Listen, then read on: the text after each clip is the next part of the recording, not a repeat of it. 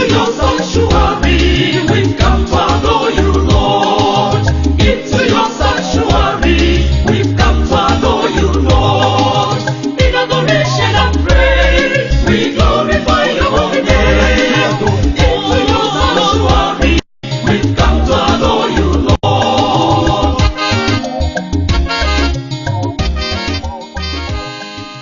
In the name of the Father, and of the Son, and of the Holy Spirit. May the grace of our Lord Jesus Christ, the love of God, and the communion of the Holy Spirit be with you all. My beloved ones, today is 9th January 2020, being Thursday. And today the church is telling us about the mission of Christ. As you can read in Luke chapter 4, verse 4:22.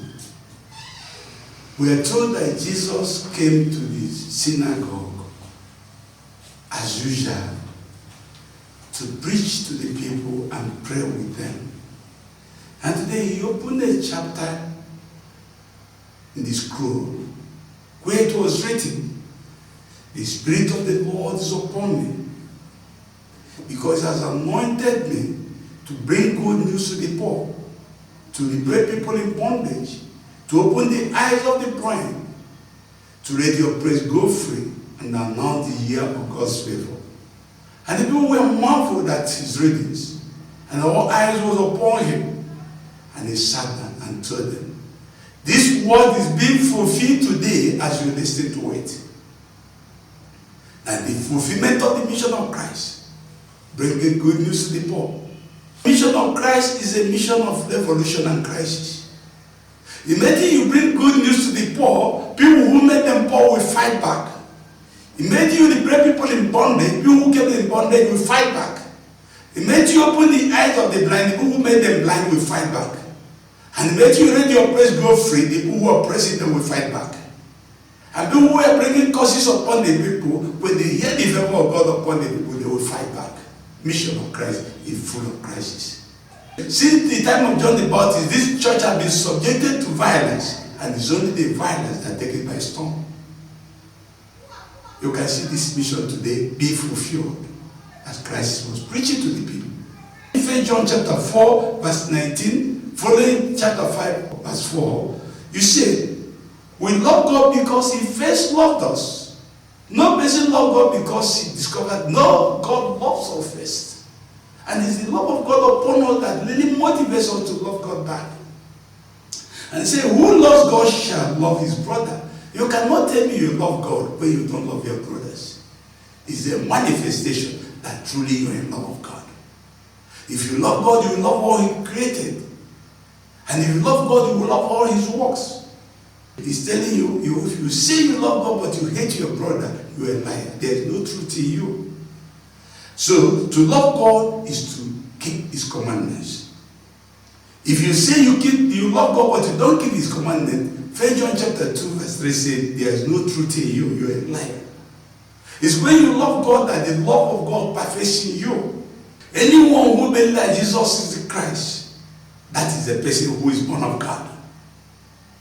But if you don't believe that Jesus Christ is the Christ, is the Redeemer of the world, then you can be saved from him. And anyone who loves the parents should love the one he begotten. You can't be talking about God without loving his own son. You can't be talking about loving the son without loving the mother. Love must be holistic to be true love. We know that we are of God when we love the children of God. To love God is to keep his commandments, as we have said earlier. When we are of God, we overcome the world. There is no way you can overcome this world full of crisis and problems all over the place without being in God, without being in Christ. When you are in Christ, you overcome the world.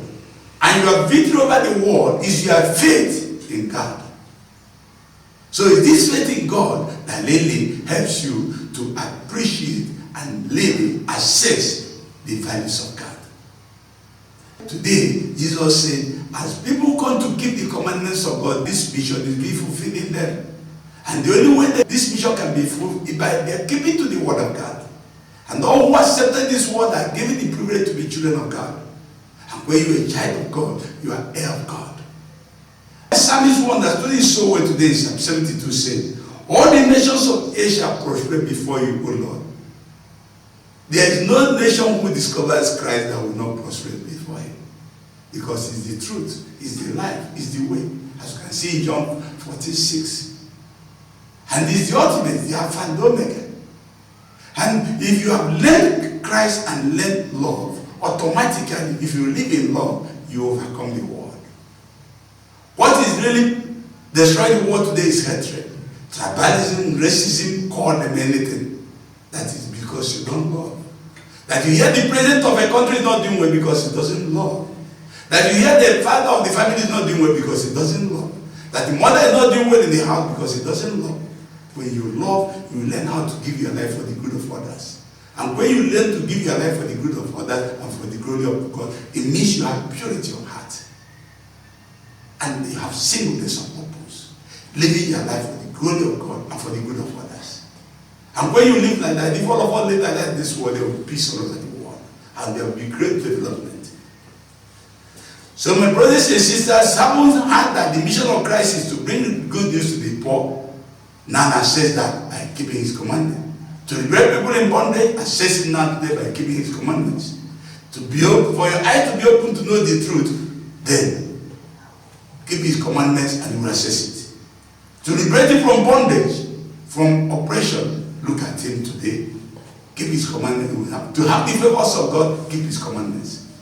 Since you have got the message today that the mission of Christ is to bring good news for us, to liberate us from bondage, may we ask God the Father, who has sent his own Son to bring this privilege and redemption to us. Give us the grace today to keep to his words, obey his commandments, and then come into his intention for all of us. Redemption of our souls and our victory over the world.